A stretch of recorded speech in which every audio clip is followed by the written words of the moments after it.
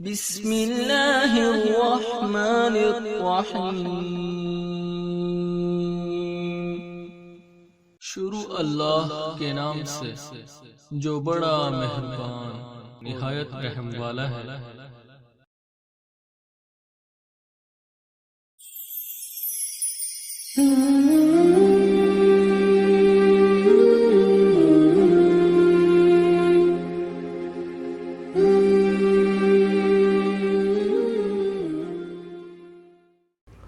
اعوذ باللہ من الشیطان الرجیم، بسم اللہ الرحمن الرحیم۔ الحمدللہ رب العالمین وصلی اللہ علی محمد وعلی آلہ طیبین و طاہرین المعصومین ولعنت اللہ علی اعدائہم اجمعین۔ اللہم صلی علی محمد وآل محمد وعجل فرجہم۔ محترم ناظرین و سامعین، السلام علیکم۔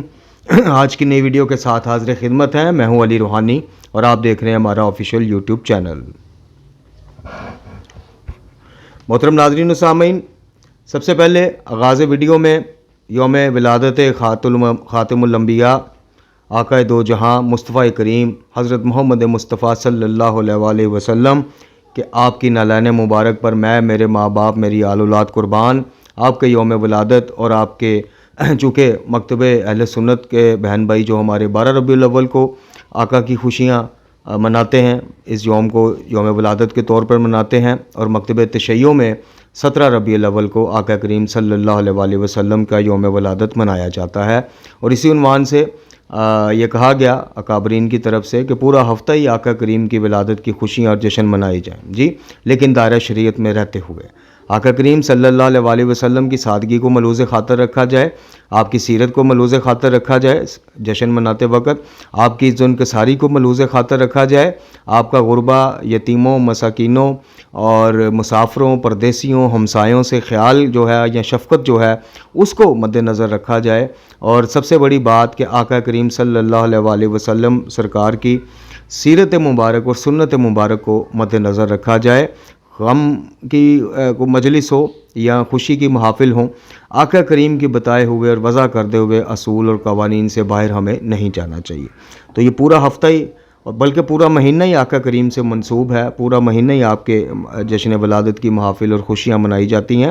تو سب سے پہلے ہم امام زمان جل اللہ تعالیٰ فرج و شریف اور تمام عالم اسلام کے حضور اس دن کی مناسبت سے، آپ کی ولادت کی مناسبت سے ہدیہ تبریک پیش کرتے ہیں۔ ہمارا سلسلہ جو ربیع الاول کی مناسبت سے ہم نے شروع کیا، دروس حکمت از حکمت نامہ پیغمبر اکرم صلی اللہ علیہ وآلہ وسلم، اس سلسلے کی آج کی ہماری ویڈیو اور آج کا موضوع رسول کریم صلی اللہ علیہ وآلہ وسلم سے محبت کا، ان سے عشق کا تقاضا ہے کہ آپ کی پیروی کی جائے۔ یہ دعویٰ عشق، دعویٰ محبت ادھورا ہے، نامکمل ہے جب تک آقا کریم صلی اللہ علیہ وآلہ وسلم نے جو کہا ہے اس کو سنا نہ جائے، سمجھا نہ جائے اور اس پر عمل نہ کیا جائے۔ یہ دعویٰ عشق ادھورا نہیں میں کہتا ہوں، بلکہ کچھ روایات کے تناظر میں دیکھا جائے تو یہ جھوٹا دعویٰ ہے کہ آپ جس سے محبت کا، عشق کا دم بھرتے ہیں، دعویٰ کرتے ہیں، ان کی سنت اور سیرت سے آپ کوسوں دور ہوں، ہمیں کوئی واسطہ ہی نہ ہو کہ آپ کیسا، آپ کا برتاؤ خاندان میں کیسا تھا، گھر والوں سے کیسا تھا، معاشرے میں کیسا تھا، لین دین میں کیسا تھا جی، آپ کی نماز، آپ کی روزہ، گو کہ آقا کریم صلی اللہ علیہ وآلہ وسلم کے بعد از خدائے بزرگ تو ہی قصہ مختصر، اللہ کے بعد، اللہ رب العزت کی ذات کے بعد کوئی ذات ایسی نہیں ہے جس کی شان مصطفیٰ سے بلند ہو، جس کی رفت مصطفیٰ سے بلند ہو، جس کی عظمت مصطفیٰ صلی اللہ علیہ وآلہ وسلم سے بند ہوں، اور کوئی ایسی ذات نہیں ہے جس کی عزت مصطفیٰ صلی اللہ علیہ وآلہ وسلم سے بلند ہو۔ آپ کی کوئی مثال ہو ہی نہیں سکتی ہے، آپ جیسا کوئی ہو ہی نہیں سکتا ہے، نہ نماز کسی کی آپ جیسی ہو سکتی ہے، تو نہ کسی کی سیرت اور سنت آپ جیسی ہو سکتی ہے، لیکن آقا کریم جو ہمیں سکھا گئے ہیں، آقا کریم صلی اللہ علیہ وآلہ وسلم کی تعلیمات جو مشل راہ ہیں ہمارے لیے، ان سے استفادہ کرنا بھی ہماری ذمہ داری ہے۔ تو ہمیں سنت اور سیرت کے اللہ رب العزت کے بارے میں، توحید کے بارے میں، معاملات کے بارے میں، احکامات کے بارے میں آقا کریم کے کیا فرامین ہیں، ان کو سننا چاہیے، سیکھنا چاہیے، فوری طور پہ نافذ العمل کرنا چاہیے۔ تو یہ مختصراً دروس کا سلسلہ، دروس حکمت، یعنی ایک کتاب جو حکمت نامہ پیغمبر اکرم صلی اللہ علیہ وآلہ وسلم جو کہ میزان الحکمہ سے منتخب احادیث کا ایک مجموعہ ہے اور آقا کریم سے منسوب ہے، یہ پیش کرنے کا مقصد یہی ہے کہ چھوٹے چھوٹے دروس کی صورت میں ہمیں پتہ چلے کہ آقا کریم صلی اللہ علیہ وآلہ وسلم کی تعلیمات جو ہیں وہ کتنی مطلب کہ یہ مولویوں کے دھوکے میں نہ آئیں تو بالکل دین سادہ ہے. آقا کی تعلیمات عام فہم ذہن میں بھی آ جاتی ہیں. سادہ ذہن، دیہاتی ذہن، شہری، ہر قسم کے انسان کے لیے یہ تعلیمات، یہ عمل کا دروازہ کھلا ہے.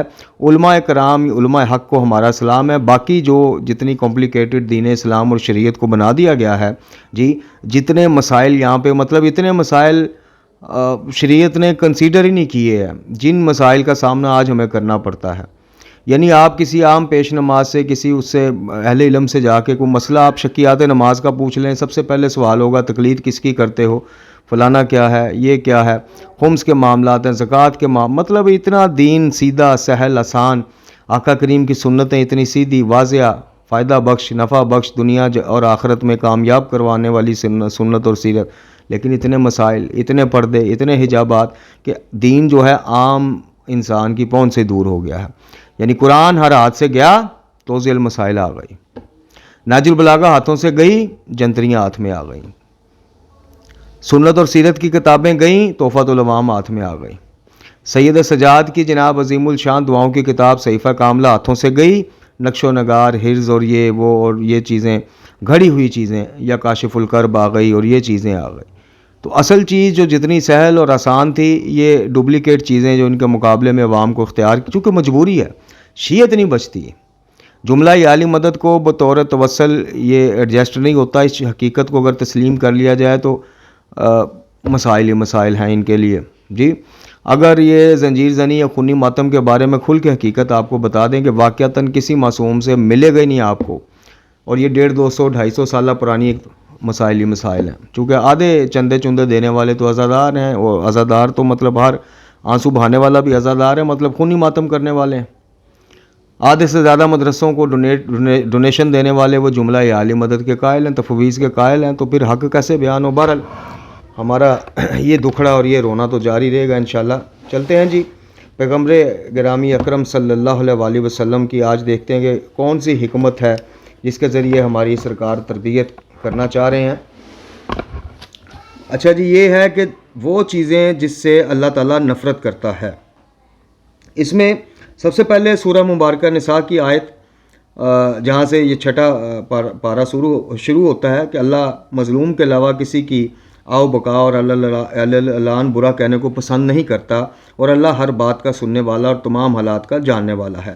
اس کی ذیل میں جناب رسول اکرم صلی اللہ علیہ وآلہ وسلم کی کچھ ارشادات احادیث مبارکہ نقل کی گئی ہیں کہ اللہ تعالیٰ کن چیزوں کو پسند نہیں کرتا. یہ سننے والی، یہ سیکھنے والی اور سننے والی، یعنی پہلے سننے والی اور سننے کے بعد سیکھنے والی جو بات ہے وہ یہ ہے.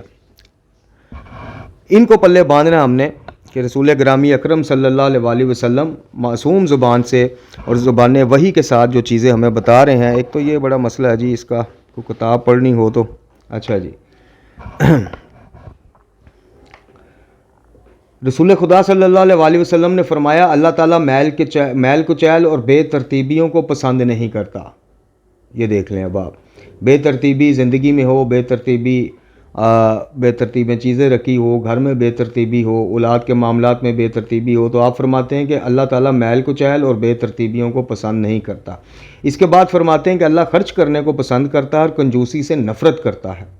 پھر فرمایا کہ اللہ تعالیٰ ایسے شخص کو دشمن رکھتا ہے جو سیر ہو جانے کے بعد بھی کھانا کھائے، جو اپنے رب کی اطاعت سے غافل ہو، جو اپنے پیغمبر کی سنت کو ترک کرتا ہو، جو اپنے عہد و پیمان وفا نہ کرتا ہو، جو اپنے پیغمبر کے خاندان کے ساتھ دشمنی اور کینہ رکھتا ہو، اور جو اپنے ہمسائے کو ستاتا ہو. ان سب سے اللہ تعالیٰ ناراض رہتا ہے اور ان کو پسند نہیں کرتا. یہ پلے باندھ لیں چیزیں. اصل چیزیں یہ ہیں. اصل خوشی جو روحانی خوشی ہوگی وہ آپ کو ڈھول تاشے اور اس طرح وہ نہیں ہوگی. آقا کی سنتوں پہ عمل کریں گے، آپ کو دیکھیے گا انشاءاللہ العزیز آپ کتنے مطمئن قلب والے بن جائیں گے، کتنی خوشیاں آپ کو میسر ہوں گی.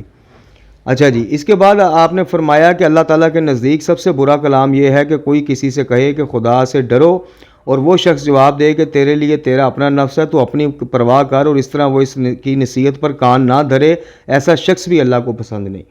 یعنی مجھ سے کوئی کہے کہ یار خدا کا خوف کرو بھائی، اللہ سے ڈرو، جاؤ نماز پڑھو، سچ بولو، جاؤ بھرے پیٹ کھانا نہ کھاؤ جی، اس طرح کی چیزیں، اور میں کہوں کہ بھائی میں اپنے نفس کا جواب میں نے اپنے وہ جو آج کل ایک عام جملہ ہے نا جی، کہ ہر بندے نے اپنی قبر میں جانا ہے جی، ہر بندے نے اپنا حساب دینا ہے جی، اس کے بارے میں آقا کریم صلی اللہ علیہ وسلم فرما رہے ہیں کہ اس کی نصیحت پہ تو نے کان ہی نہیں دھرا، تو نے فوراً اس کو حد تک محسوس کی، اپنی حد تک عزت محسوس کی اور کہا کہ جناب جا تو اپنی قبر میں جانا، تیرا اپنا نفس ہے، میرا اپنا نفس ہے۔ ایسے شخص کو بھی اللہ رب العزت پسند نہیں کرتا۔ اچھا جی، صفوان بن مہران سے منقول ہے کہ امام جعفر صادق علیہ السلام نے فرمایا کہ رسول اللہ صلی اللہ علیہ وسلم کا ارشاد گرامی ہے کہ اللہ تعالیٰ کے نزدیک اس گھر سے زیادہ کوئی بھی چیز نفرت شدہ نہیں ہے جو گھر جدائی کی وجہ سے ویران ہو گیا ہو۔ فرمایا جدائی کیا؟ تو فرمایا یعنی طلاق کی وجہ سے۔ اس کے بعد امام فرماتے ہیں کہ بے شک اللہ تعالیٰ نے جدائی سے اپنی نفرت کی وجہ سے طلاق کے بارے میں اتنی تاکید فرمائی ہے اور اس کے بارے میں بار بار بیان کیا ہے۔ پھر فرمایا کہ اللہ تعالیٰ بخل اور بد اخلاقی سے زیادہ کسی بھی چیز سے نفرت نہیں کرتا۔ ان میں سے کوئی بھی ایک اس طرح ایمان کو تباہ کر دیتی ہے جس طرح سرکہ شہد کو۔ ان میں سے کوئی بھی ایک چیز اسی طرح ایمان کو تباہ کر دیتی ہے جس طرح سرکہ شہد کو تباہ کرتا ہے۔ کون سی چیزیں؟ بد اخلاقی، اخلاقیات تو عنوان ہیں، اور بخل، کنجوسی۔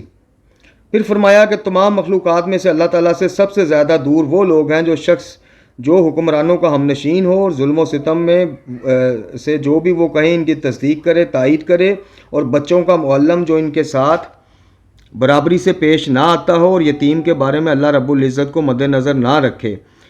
پھر فرمایا کہ اللہ تعالیٰ کے نزدیک کوئی بھی چیز شکم پوری یعنی بھرے پیٹ سے زیادہ قابل نفرت نہیں ہے۔ پھر فرمایا کہ رسول خدا صلی اللہ علیہ وسلم نے کہ اللہ تعالیٰ کے نزدیک سب سے زیادہ دشمن اور اس کے نزدیک مقام و منزلت میں سب سے زیادہ دور وہ ہے جو ظالم ہے اور رہنما ہے، یعنی رہبر اور رہنما بھی اور ظالم بھی ہے۔ پھر فرمایا کہ اللہ تعالیٰ کے نزدیک سب سے زیادہ دشمن وہ شخص ہے جو ناحق کسی مسلمان کی پیٹھ برہنہ کرے اور اس پر تازیانہ نہ لگائے۔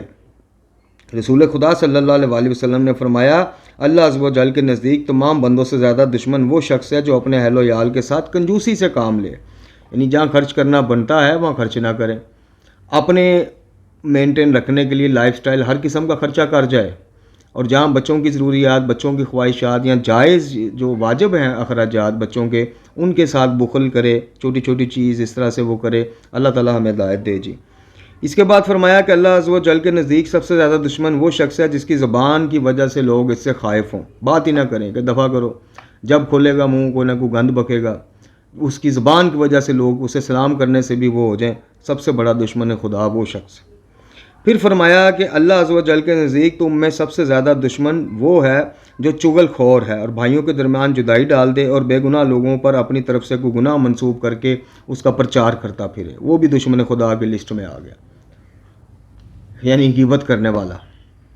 خیر، یہ چیزیں سیکھنے والی ہیں، یہ سنتیں اور سیرتیں سیکھ کر آپ اللہ کے اور اللہ کے محبوب دوست، پیروکار، سچے محب، سچے مسلمان، سچے مومن بن سکتے ہیں ہم لوگ۔ اگر ہم ان چیزوں سے ہمارا واسطہ کوئی نہیں تو جتنے مرضی آپ خوشی منا لیں، جتنا مرضی ان کے گھرانے کے غم کے ساتھ غم منا لیں، پھر آپ کا ان کی سیرت سے واسطہ نہیں تو ان کا آپ سے واسطہ نہیں۔ ادھر بھی تو جہاں شفاعت کی آپ نے اور ہم نے امید لگائی ہے وہاں بھی وہ ہمیں پہچاننے سے انکار کر دیں۔ اس کے بعد جناب ایک باب شروع ہوتا ہے کہ خدا کے محبوب کی صفات، یعنی وہ صفات جن کے حاملین سے اللہ محبت کرتا ہے اور ان کو اپنا محبوب کہتا ہے۔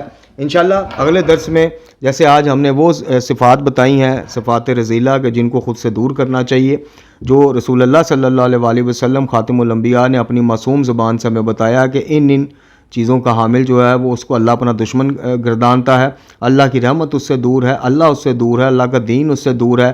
تو پھر اوبویسلی بات ہے کہ جب اللہ کی رحمت، اللہ کا دین اس سے دور ہے تو پھر آقا کریم اور آقا کریم کی آل اس شخص سے قریب کیسے ہو سکتی ہے؟ جتنے مرضی سینے پیٹے، جتنی مرضی کمرے چھیلے، جتنے مرضی آؤ بکا کرے، لیکن رسول اللہ صلی اللہ علیہ وسلم سے دور، اللہ سے دور تو آل رسول کے قریب ہو ہی نہیں سکتا۔